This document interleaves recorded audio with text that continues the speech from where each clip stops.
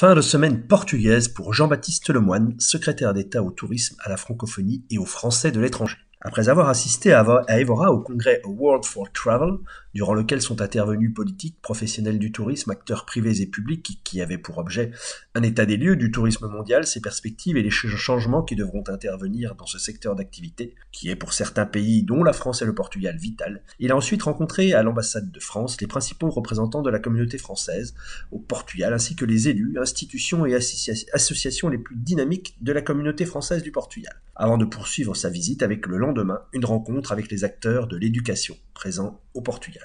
La rencontre se voulait informelle et détendue dans les très beaux jardins de l'ambassade et ce fut le cas.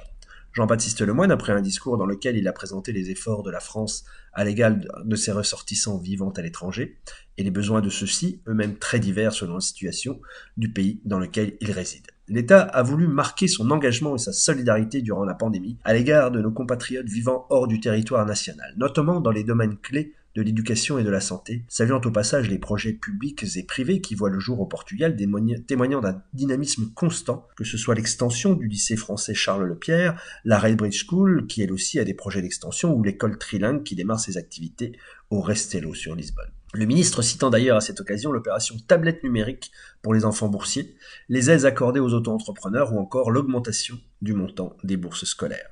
Si, d'un point de vue médical, les Français du Portugal n'ont pas de soucis particuliers, du fait de la ressemblance et de la convergence des systèmes de santé français et portugais, il est des États dans lesquels la France a dû organiser la vaccination de ses ressortissants, quelquefois même de façon secrète, le pouvoir en place y étant opposé. Cette rencontre a eu lieu autour d'un cocktail, et on a senti dans l'Assemblée une joie manifeste à pouvoir retrouver un événement dans lequel les personnes se côtoient en chair et en os, et non plus au travers de la froideur d'un écran, comme ce fut tellement souvent le cas lors des mois précédents. Lors de l'entrevue que le ministre a bien voulu nous accorder, il a fait un point rapide et panoramique sur la situation des Français de l'étranger et le poids de ces communautés dans cette action au quotidien.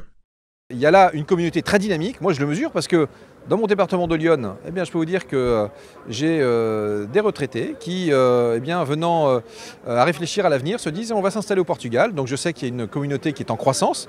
Et d'ailleurs sur tous les segments, il y a également des entrepreneurs qui s'installent, des familles, des luso-descendants qui reviennent. Donc tout ça fait, je crois, beaucoup de richesse, beaucoup de liens très forts entre la France et le Portugal. Et donc c'était un grand bonheur de pouvoir échanger ce soir avec toutes ces belles énergies engagées.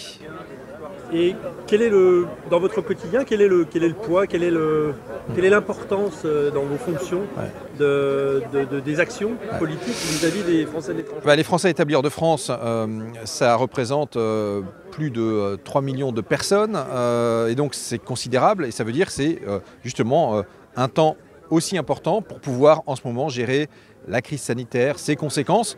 On est ici dans un pays européen où donc globalement il y a un certain nombre d'équivalences, on a le pass sanitaire, les QR codes sont interopérables, ça va plutôt pas mal.